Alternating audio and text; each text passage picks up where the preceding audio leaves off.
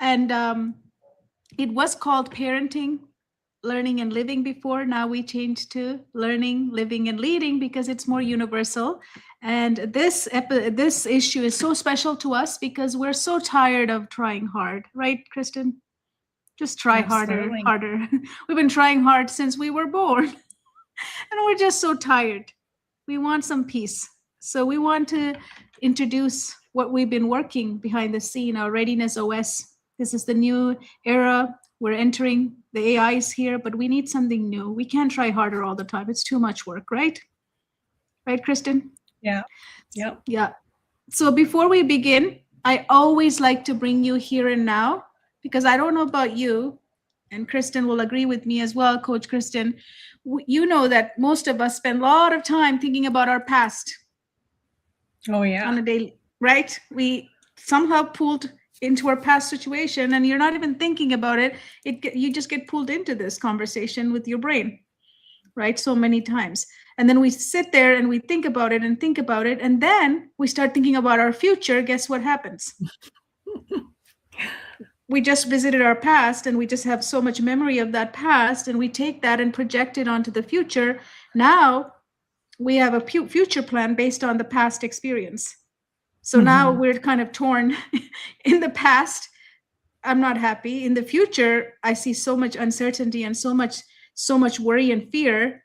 Now I'm stuck in both places, but the only place that's available to you, me, and everyone who's watching us is the place here and now. This is the only moment we have. But somehow we have all learned to be in the past, thinking about something we've already happened to us and replaying that again and again and again as if there's going to be something that's going to change in that situation. It's already happened. It already happened, right? So the only thing we can do is really let it go. Just take the lessons and let it go. It has to go. Because if we keep visiting, we can't be here and now. And if you're not here and now, you can't create anything. You cannot even think about anything because we're busy, right? You're not alone. I do this, but I'm able to bring it here and now all the time. And Kristen, do you do that as well? Catch yourself and say, come back over here. This is the space I need to create. Yeah, it's a daily practice for sure. Yeah, and sometimes it's hourly and sometimes it's every minute. Right? Yeah. Pulling yourself back to the present right here. And then the future is also beautiful, but if I keep projecting my past onto it, it's scary. Right? And I can't really go there and create that yet. It's available to me. I know it's coming. It's available to me. Only thing I can do is bless it and just release it. I can't worry about it, right? If I worry about it, what am I going to do about it? Nothing. Nothing's going to happen. But here, now, in this moment, if I bring my hand here, I can do stuff, right? Yeah. So before we get started, we always love to bring ourselves here and now by breathing. I know some of you who are watching my thing, oh, breathing, such a simple thing. Why would you even talk about that? It is simple because as humans, you know what? We forgot the simple things. We're looking for profound things and hacks and strategies, but the simple thing of breathing is how we ground. This is our first breath. Breath is our thing that we remember. The first thing we took on this earth was a breath. So we need to remember it and feel it in every part of our body, every cell in our body. And we don't do that because we're so busy. We're so busy in the past. We're so busy in the future. We're never here to even witness our own breath. So Kristen, if you don't mind with me taking inhale for 4. And those of you who are watching us, take inhale for 4 and hold for 4. And let it go, everything, any worries, any stress, anything that you've been, feeling today, just let it go for 8. Just drop, just through your mouth, let it go. I know there's so much thing going on. Everybody's life is so busy, so stressful, so much things happening. We need to learn to bring ourselves here and now and take another deep breath. Inhale for 4. Hold for 4. And really let it go. Even the shoulders, just drop and let it go through your mouth. Ooh. Right? Because we don't breathe like this. We breathe, but we don't breathe like this because we got to feel it. So one more time, let's take an inhale for 4. Hold for 4. And if you're by yourself, just make the loudest noise. I don't want to scream at you, but you can make the loudest noise and let everything go. Everything that's happening in your life, just let it go and come back here and be with us now and here, because we have some things to share with you. And as I said, our magazine is out. If you want to read this, it's free. It is full of wisdom, and we don't give generic answers to anybody or generic advice to anybody, but there is so many things we're sharing about our life. Like our life, I used to say, try harder. Everybody used to tell me, try harder. Kristen, how about yourself? Did anybody tell you to try harder? Oh, yes. Every teacher, my parents, it's something people just say, like it's like a knee-jerk reaction. Just try harder. And it's like, Yes. what does that even mean? Yes. So in your article, you said that you were trying incredibly hard. Not just harder, but incredibly hard. So why didn't it all work, Kristen? You were trying hard, incredibly hard. It should have worked. Why didn't it work? Yeah, I mean, thinking back to just my time studying and preparing during school for exams and classes, I did everything I feel like a model student should do. Take the notes, visit teachers after hours, join study groups, all of that. And it's like, I'm trying, I'm doing everything I'm supposed to. And sometimes it just didn't work. And it felt like, come on, like, why Try isn't harder. this working? Did you not try harder? And then I started to feel like something wrong with me. But I realized that as becoming a holistic neurogrowth learning success coach, that's not an identity I need to take on. Yeah. So what is the difference between putting in effort and being ready? What is the difference between... Like, I'm putting effort. You put in a lot of effort, didn't you, Don? Like you just said, you were like the model student. Your effort was great, but then sometimes the results weren't there, and if the results didn't show up, we started blaming ourselves and calling ourselves names, right? So what is the difference between effort? We all put effort, I think. Yeah. But readiness. Readiness is about... It's about taking on just having this feeling of safety. And I think that's really important, and this trust in yourself, because I think back to all these times I'm like scrambling and studying and doing all these things, but I wasn't trusting myself. It didn't feel safe or right. And if that feeling is not there, then I wasn't ready. I wasn't ready to move forward. I was stuck in this kind of survival mode. I'm just going to do everything everyone tells me to do, but I wasn't just ready to move on until I learned to feel safe with who I am and what I'm doing. Yeah, because we assumed that as students, our school system assumes that we as a person would come into the classrooms or come through those doors ready to learn, be in the state to learn, and be ready to do things that are being demanded. But we are a biological system, and we're in a living environment that has so many variables coming at us, right? Even a good effort, if I'm not ready, it won't land. That's why so many times we have students who say, I studied all night and I still failed. Right? I tried all my best and I still didn't get what I needed to get. So we have so many stories like that, right? So what effort was there? What wasn't there? Their body wasn't ready. Their systems were not ready. And they were forced to do something. They did force it on them and they did study hard, but the results don't show. Right? Right. So that's a big difference between that, right? So when does try harder actually makes things worse? Like, for you, when did it make it worse? When did trying hard make it worse? I So when feel somebody like it, says try harder, like somebody's telling you when you were young, go back to that, in your article, you shared some stuff, right? yeah, I feel like I was definitely pushed to try harder when I was younger because, um,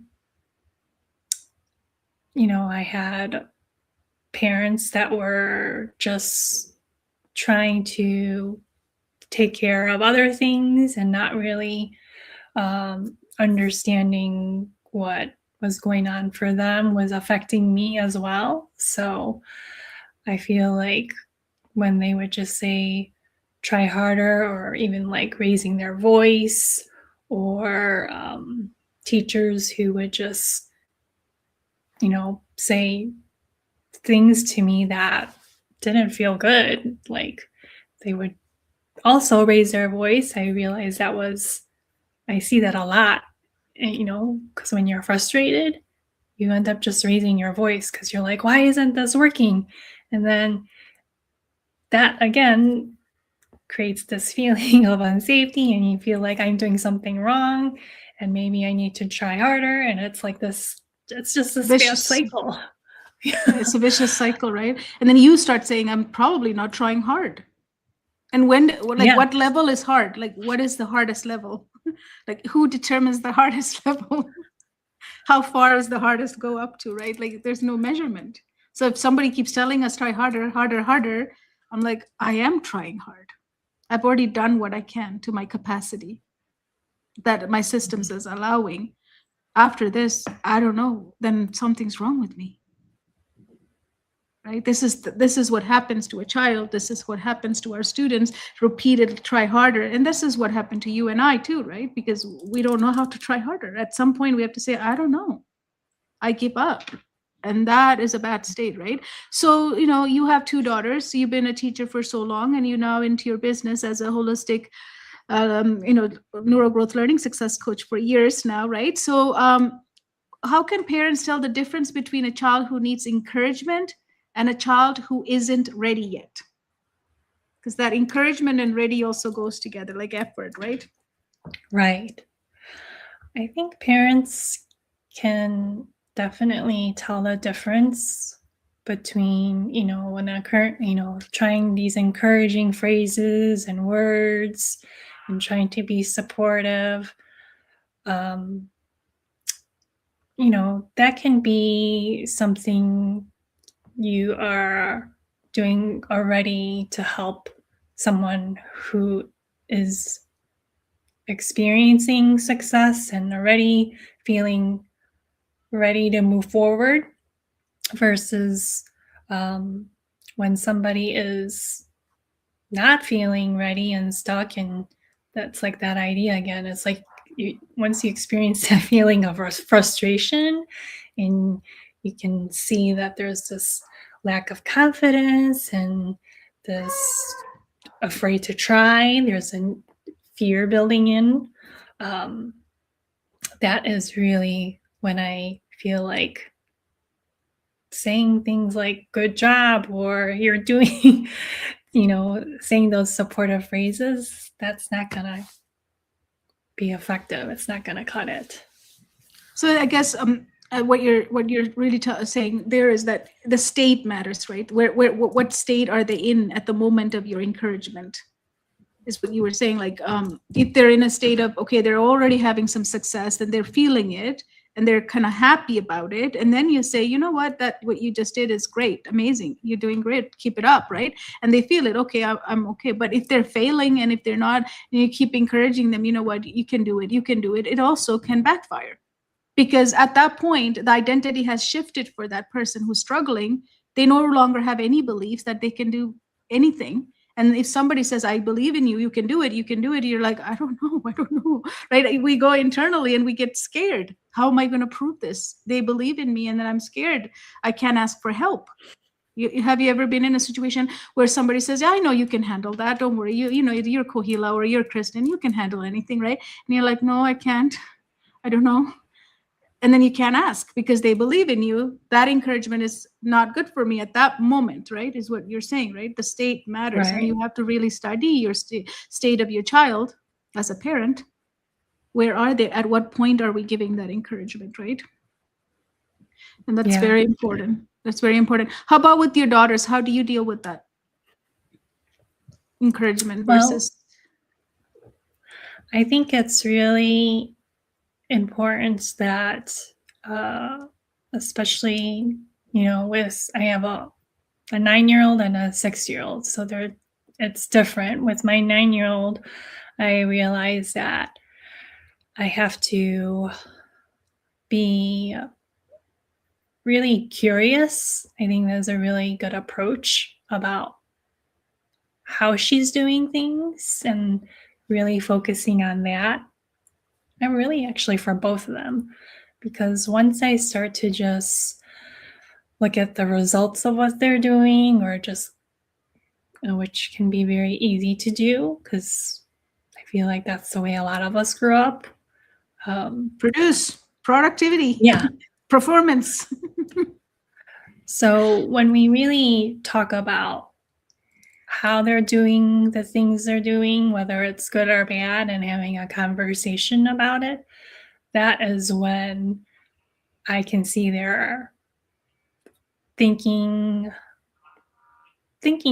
more thoughtfully about it, thinking more deeply about it. And because of that, they either can become more curious, because I'm not, shaming them for having good or bad results, or praising them for good or bad results. That's awesome. So So curiosity. You're saying curiosity yes. is really important for parents to stay in that. And that's one of the things we've lost, right? Through the years, we have lost curiosity, and young children also have lost, and that could come from a lot of different things, right? So curiosity is what you use with your family. Yes, I think curiosity is really important to just stay engaged and help them discover more and understand more, and understand their own feelings of being ready. Yeah, absolutely. So as a person, we have to unlearn a lot of things, right? Because even as a coach, we do a lot of unlearning, because our school system, we are all product of the same school system, right? The education system. So we are embedded with productivity, performance, grades, look good, act well, always say you're perfectly fine and smile even though you might not be feeling good, right? These are things we learned, right? So we need to unlearn a lot of things as adults, right? So Yeah. what was one of the things that you had to unlearn? Because your article was about this. So Yeah. I think one of the things I had to unlearn was how just pushing harder and doing more is not going to what do you make mean? things better. What do you mean? Kristen, now if someone's going to think we're both lazy or something, we have to push through. We have to try hard. Yeah. And I think also realizing that this is not something that needed to be fixed. It was just working at a pace, and understanding that this was just something I inherited and was taught, and I just need to realize that that wasn't the right way, and I just need to shift and realign into understanding that I need to be ready to try and learn and grow and do the things. And when I do, then I can move forward. Yeah. So you had to unlearn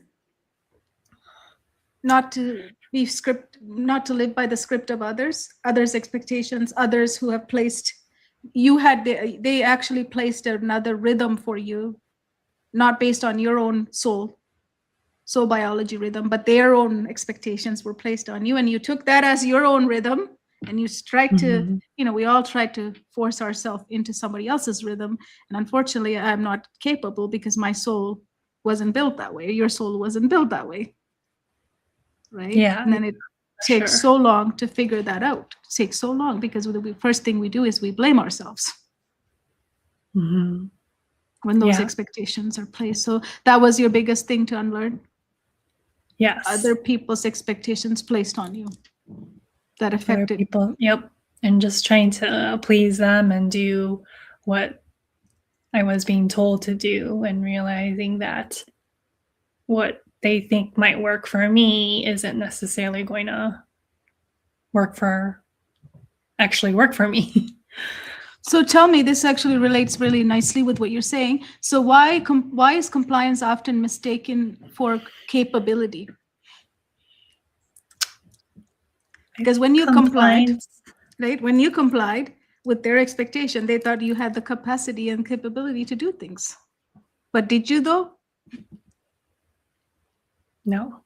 Yeah, I think, compliance is, I think really it's because of the way our education system is structured, unfortunately, and it hasn't been changed for decades. So it's really sad that people think that if you can just do what you're told, then you're not bothering me. It's not a problem. So I'm going to leave you alone. You're doing what I'm telling you to do. Keep doing that. And then, but the moment you're not doing what you're told, you're a problem. You're going to be mislabeled as a behavior problem or some kind of problem. Attitude. And you might have attitude by then, because you're showing me an attitude. Yeah. So it's really unfortunate that so many kids and even adults out there are being mislabeled as a problem because they're not complying to the standards or the way things are set out or rolled out. So how do you help your daughters get ready? How do you know they're ready as a mom? Because when we talk about readiness OS and everything, people kind of confused. What are you guys talking about? Ready mean what? Get ready, put dress up, ready? What is ready looks like? So tell me, how do you know your daughters are ready? Give us an example. I think one example I can share is that I actually learned with my youngest daughter. So in the morning, she actually really loves to sleep. Like me, I love sleep. And in the morning, it was really tough to wake her up. So there were a few things I realized, because a lot of times now, especially with the way we wake up, it's set an alarm and, it's bah, bah, bah, and it's she did not, it just was not a good way to wake her up. So I learned that I'm going to just sit at her bed and gently nudge her and say, what would you like for breakfast? Would you like this or that? And then I realized because she loves to eat, she loves having big breakfast too all the time, all these different things. And she's like, oh, I want this and this and this. I'm like, great, let's go downstairs. I'm going to start making it. And that was just so much of a better transition than me wake up. The way you think you're supposed to wake somebody up because they're not listening to you or they're not, and then I realized, well, sleep is really important to her. So she can't be going to bed at 9:00. We need to make sure that we have a really structured rhythm in the evening. And we talk about it too. That's another important, I can't just set up these rules for her and say you need to do this and that and that. We talk about in the morning when she wakes up. Now I'm like, doesn't it feel so good now that you had your belly is full and you had a good breakfast and you had a good night's sleep? And she's like, yeah. So now she tells me like at night, like I'm tired, I want to go to bed. Like, so it's not like a fight to like put her to bed because she understands the value of sleep.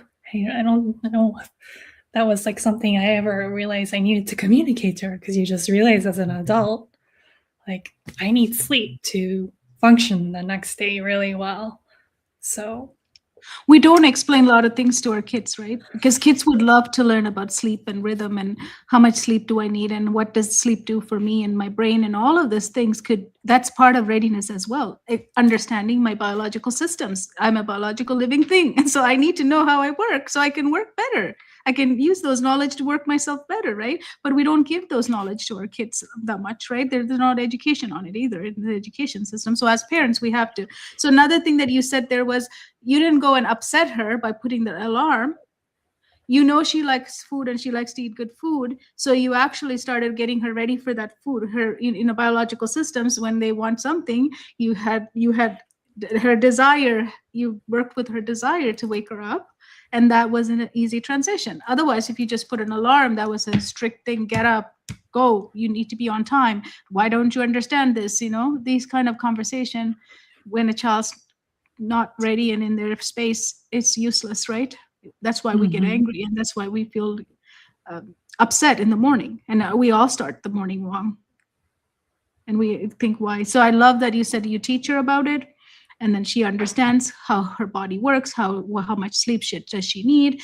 And when I wake up, I'm going to get a good breakfast, so I need to get up in time to eat my breakfast. If it's big enough, she needs some time to eat it too, right? So those are what readiness means. Readiness means understanding your biological systems, right? All the systems that working for us, and then seeing that, okay, there's an issue here. How do we make this child or this person understand that there are things we need to do? How are we going to get those done? And that's one of the ways to look at it. It's not the only way to look at it, but that was a great example. Thank you, Kristen. So what beliefs about struggle had to fall apart for you? What beliefs about struggle?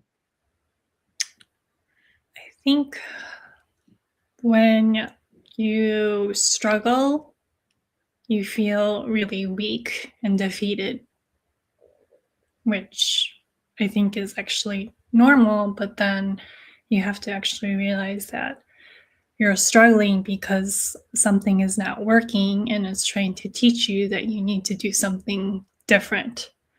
And the way you're going about and doing it now just doesn't match the way you need to work and do things. So I really had to learn that struggling is just teaching me I have to try a different way. This is not working, so let's try something else, instead of feeling like, oh, I just can't do it, because that's not the way to go about doing it. Because there's been a lot of things I struggle with, but once you realize that you can just try a different way that actually works for you, you can be really successful and open up many new paths and doorways. Yeah, and also realizing, like, how many times am I going to go through this struggle loop?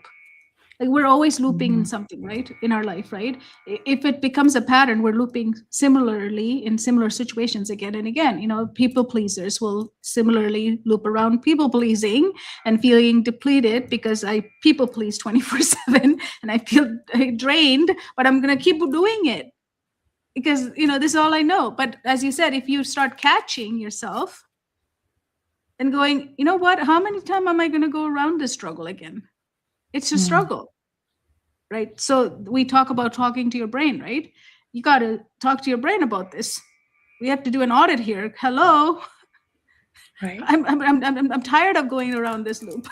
I already know this is a struggle. It's not working for me. It hasn't worked for me, right? So as you said, that I love is that identifying it, naming it. I'm in a loop and I'm struggling. If we don't, then we just take it as that's my life. Yeah, but I think that the repetitiveness is really, it's just a pattern. It's not like it shouldn't show you defeat.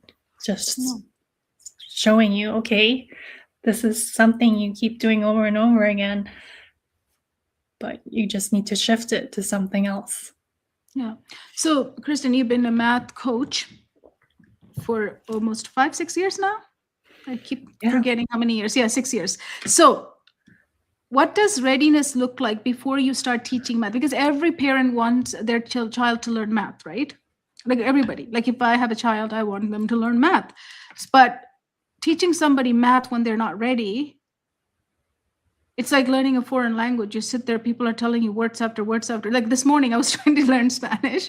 I put it on my YouTube, and I'm like, I'm going to work out and listen to words, right? By like 3 or 4 words, I got tired because it was too much, and like I couldn't say some of the words. I was getting frustrated. I need to give myself some space. But I'm just saying example, right? And can you imagine children?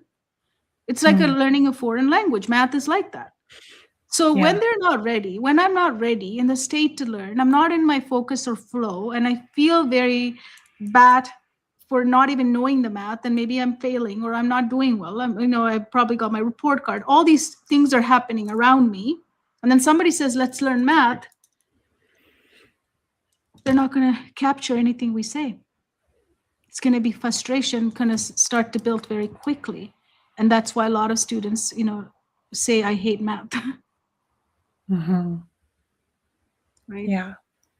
So what do we need to do instead? Because this is what we do in our coaching, is that we don't start with the subject, because if we start with the subject, it's just frustration. They're just going to shut down even further.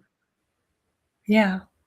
So how do we bring them to readiness? What can we do to bring them readiness to? I think definitely starting by building awareness and looking at what's going on first, because you don't want to just jump into something and say, like, let's try this. You really need a clear, full picture of what is going on in the whole child. That's why we're holistic neurogrowth learning success coaches. We have to look at the whole child, the whole picture, and including the family as well too. So how many of us remember, right? How many of us remember a teacher?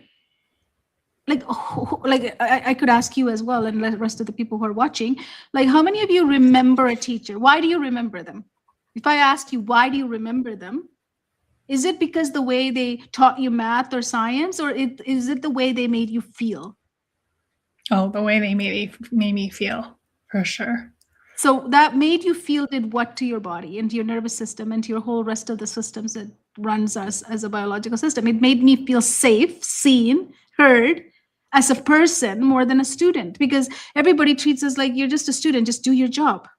Just like a worker at a employee and an employer would treat us each other, right? So when a child gets seen, and when somebody like really makes them like, I can feel you, or I feel your attention on me for me to do well, they start doing well. So that's readiness, right? Yeah, that's readiness, is because I made the child ready. Like my teacher, I always talk about my ESL teacher who made me speak in school, right? Because I muted myself for years and years and years and years, and nobody noticed me. None of the teachers ever asked me to speak. Is the only teacher who asked me to speak is my ESL teacher, Mrs. Mayo. She looked into my eyes and said, I know you can speak. And I felt seen. Wow, she thinks I can speak. And I know I can speak. And I can speak. Right? So tell me, like, what does a child need when we're teaching math? Well, I think they definitely need to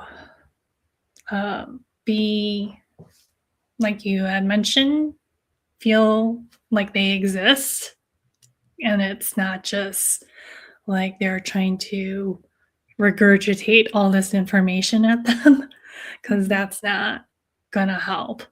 They have to know there has to be this relationship where they feel trusted and that I'm there to guide them, but I'm not there to do the work for them or to just kind of quickly fix something.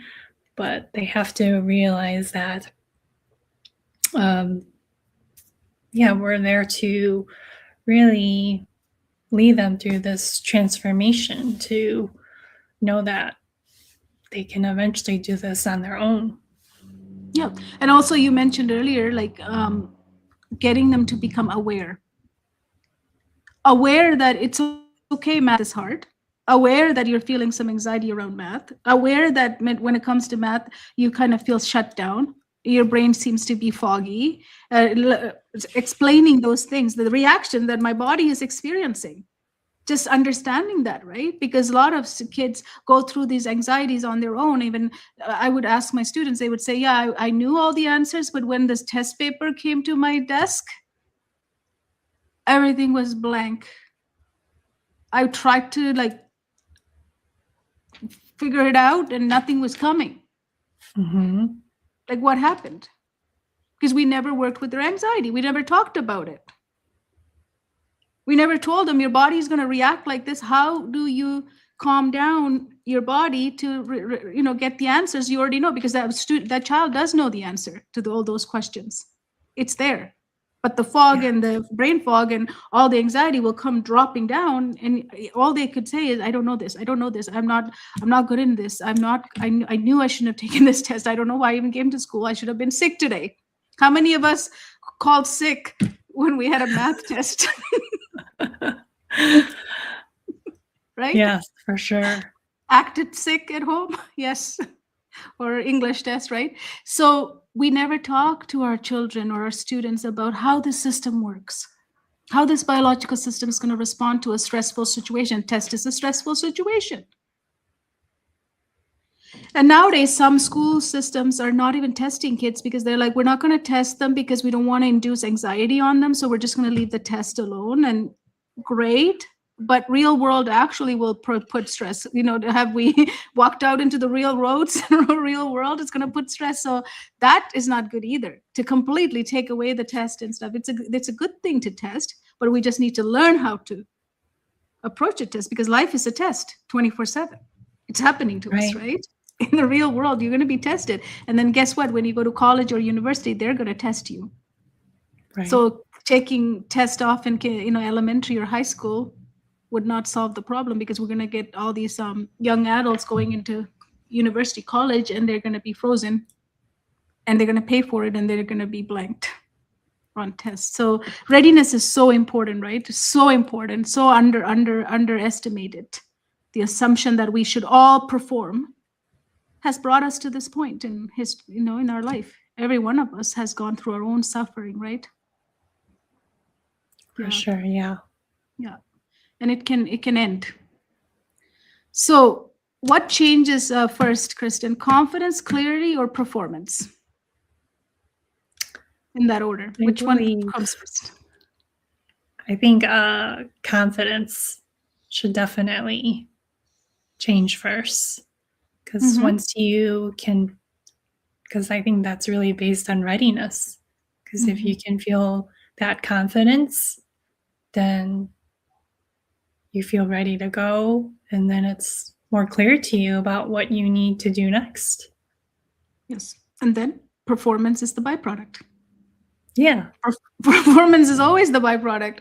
But our culturally, society, as a society, we think performance is first.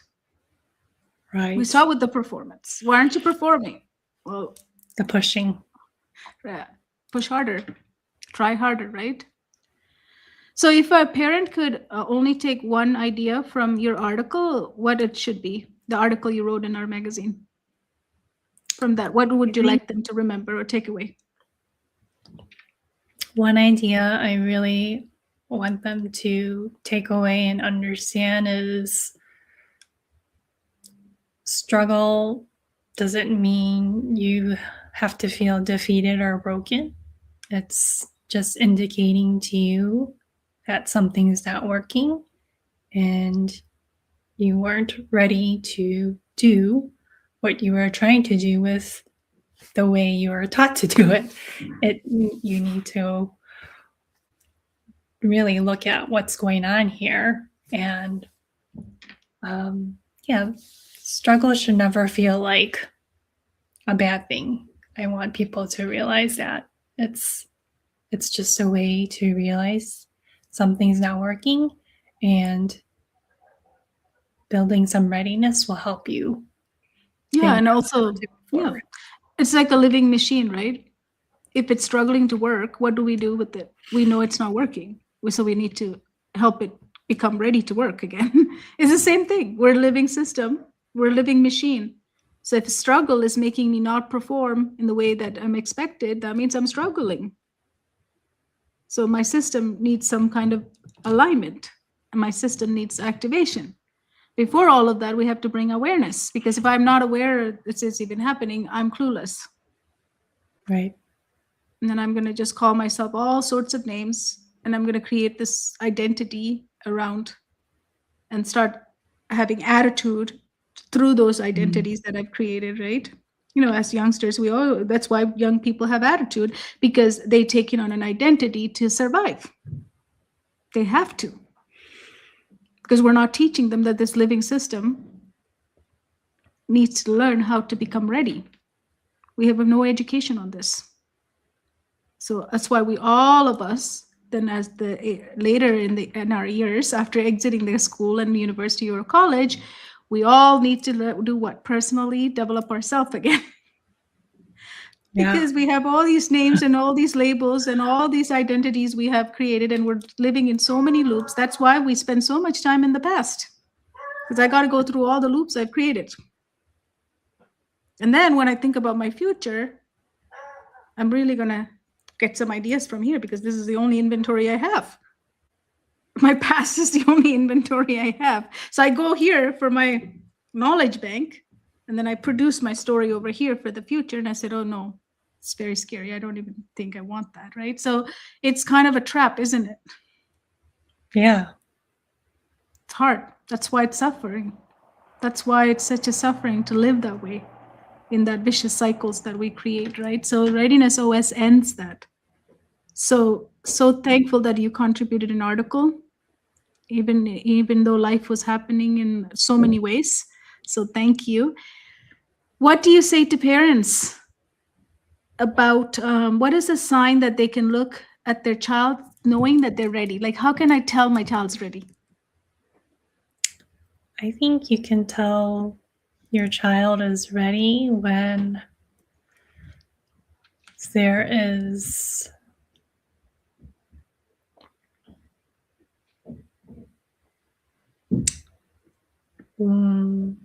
maybe less. They don't need encouragement, right? Right? Your daughter, when she got up, she didn't need any reminders or encouragement. Right. So less encouragement and more willing to be curious and open to learning and excited. And there's this curiosity, that natural curiosity. Like, that's why we always say that childlike curiosity, right? The eye lights up and you're smiling and like, what's next? That's what I notice with my students when I start math. Like, I used to think I knew all the math codes when I came out of high school. I'm like, I'm going to share this. I'm going to solve everybody's math I hate problem. That's how I came out of high school. And then I started shifting all of my codes to them. And then they would look at me like, what is this? It's like, what are you talking about? Nothing was going into their head because they were blocked.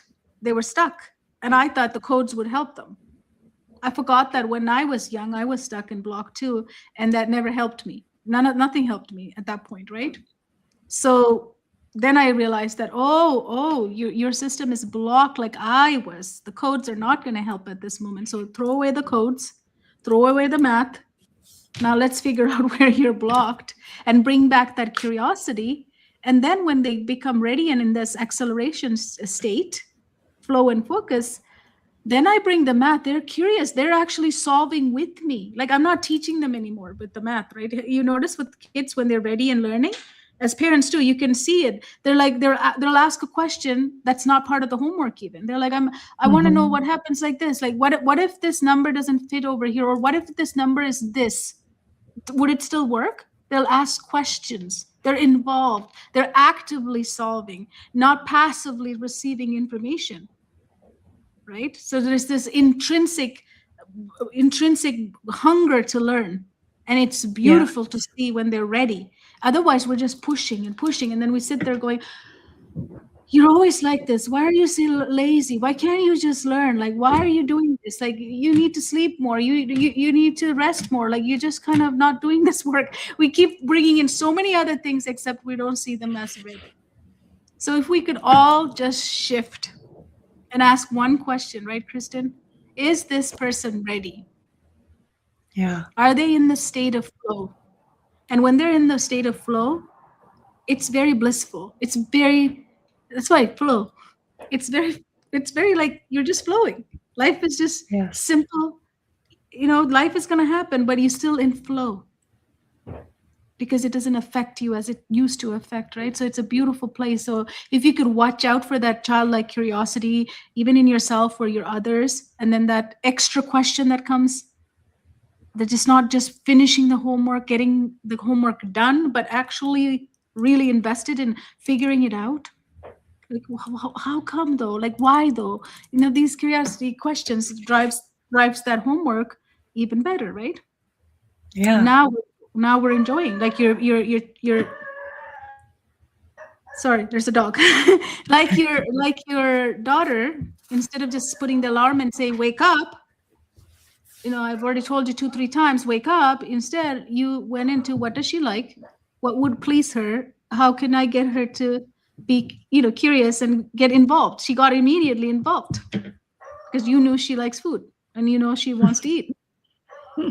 So it's beautiful. Exactly. And then on top of it, you explained to her all her systems and how it works and why sleep was necessary and how more sleep is important. If she needs more sleep, she needs to go to bed early and we need to figure out a rhythm. So amazing. Thank you so much for sharing. Anything else you want to add, Kristen?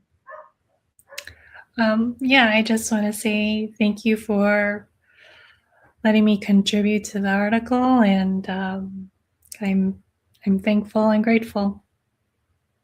So Kristen is an amazing math coach. So what Kristen does, like all of our coaches, we don't start with the subject because subject is nothing when the child's not ready. And those of you who have already tried to help your child to do math or English or writing or reading or anything like that, you know how hard it is and how many behaviors and how many excuses and how many movements and how many things they ask when they're not ready. That is not ready. That's the sign of not being ready. All of the things that you witness is a sign of not ready. When they're ready, they are active learners. They're active listeners. And they're going to even guide you in learning because learning becomes enjoyable for both of you. So that is the sign that I want all of you to look at when you're seeing your child struggling in any of the loops Kristen has shared. They also have loops like us.